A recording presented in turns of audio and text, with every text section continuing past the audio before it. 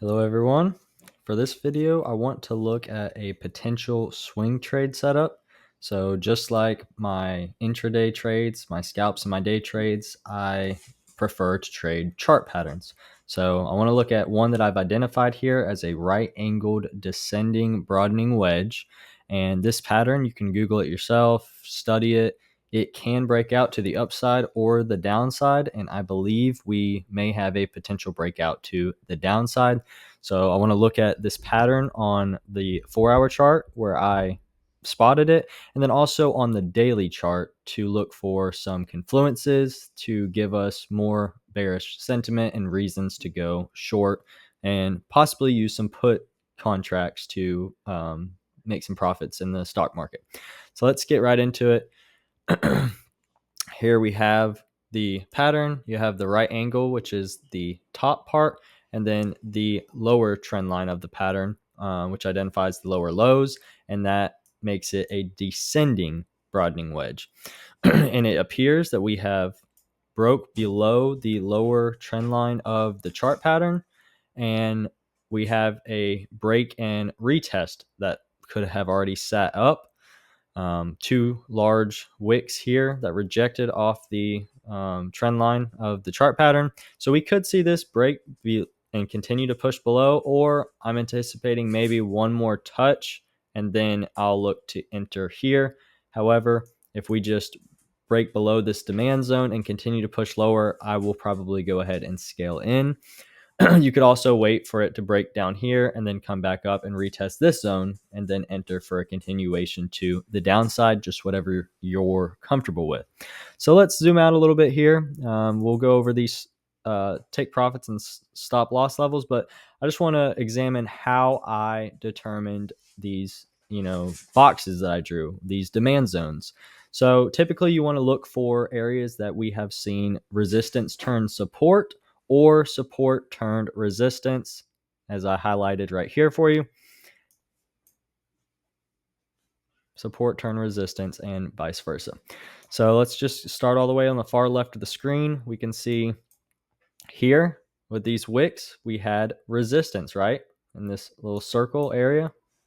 And then after we broke above it, the next time we re-entered this box around the same area, we found support. So resistance turned support. All right, then move up to the next one. Here on the left-hand side, we had a lot of wick touches in here. That was your resistance. We finally break above it, right? And then as we reject, where do we find support? The same spot where we had resistance. So this is resistance turn support again. And you'll see this over and over again as the chart and the price continues to move higher. We break above. All right, resistance, break above.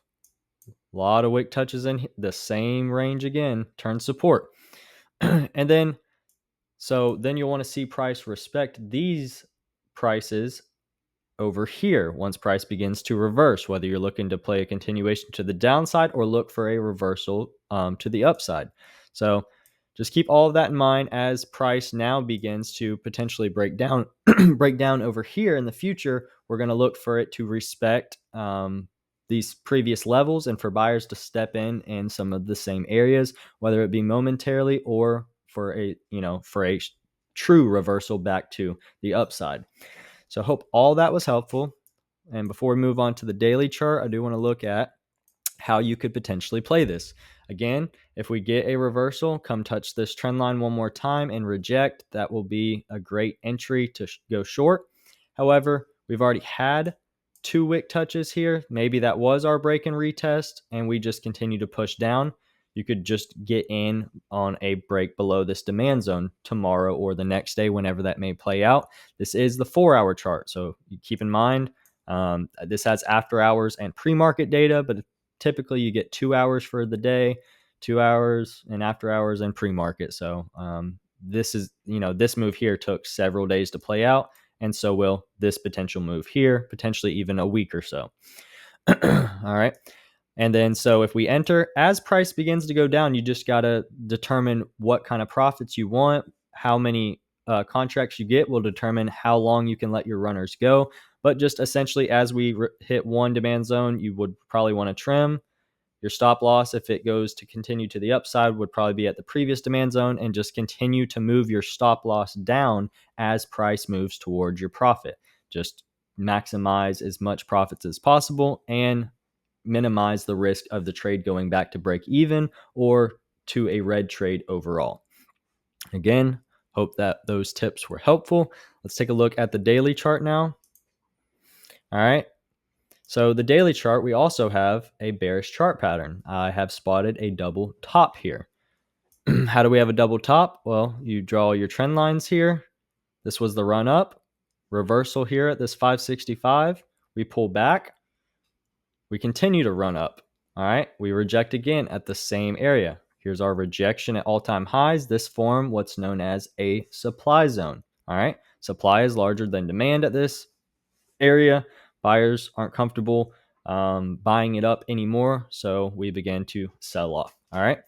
And then we're looking for a potential move back down to around the same range where the chart pattern initially formed on the run up. So on the 4-hour chart, we had room to come back down. And now on the daily chart, it is also showing room to come down to complete another bearish chart pattern. And then I also plotted a demand zone. You can see here, this was on the left-hand side at this point in time, your previous all-time highs. And then once we came up here and made a new all-time high, we pulled back and respected this range. And then again, the same thing. We go up and make an all-time high. We pull back and we get a bounce in this range again. So price is respecting this range over and over again. Thus, a demand zone is formed. So as we pull down, you'd probably want to look to capitalize maybe just the move to the top of the demand zone. So I charted a $20 move that you could potentially see SPY make over the next couple of days. And that is a massive, massive move in the market of options trading. All right, let's look at the indicators as well. We have buying momentum leaving the market on the TTM squeeze. You can see here we're starting to get this curve. Light blue bars indicating buying momentum, but now we're getting a few dark blue bars indicating buying momentum leaving the market. All right. Then on the MACD, we have the blue cutting down through the yellow. This is a bearish cross or a sell signal. Study that yourself. And it's a greater opportunity to capture this bearish and sell signal when it happens up above this purple line up in the bullish zone, giving you more room for the stock to move down. Kind of the same thing as the RSI. You want to buy at the oversold range, sell at the overbought range. Your bullish and bearish zones can be used for the same reasoning. All right. And then lastly, at the RSI, we got close to the overbought range and then started to round out and reverse to the downside.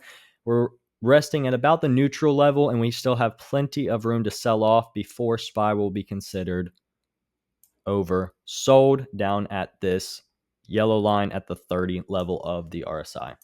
So hope all of that was helpful. A lot of bearish confluences here on the daily and the 4-hour chart to give you bearish sentiment and potentially look to short SPY for some profits. As always, reach out to me in the comment section, personal message me on Instagram or any of my socials if you have any questions about these strategies and these setups, and I'd love to get back to you and help you understand them more. See you all in the next video.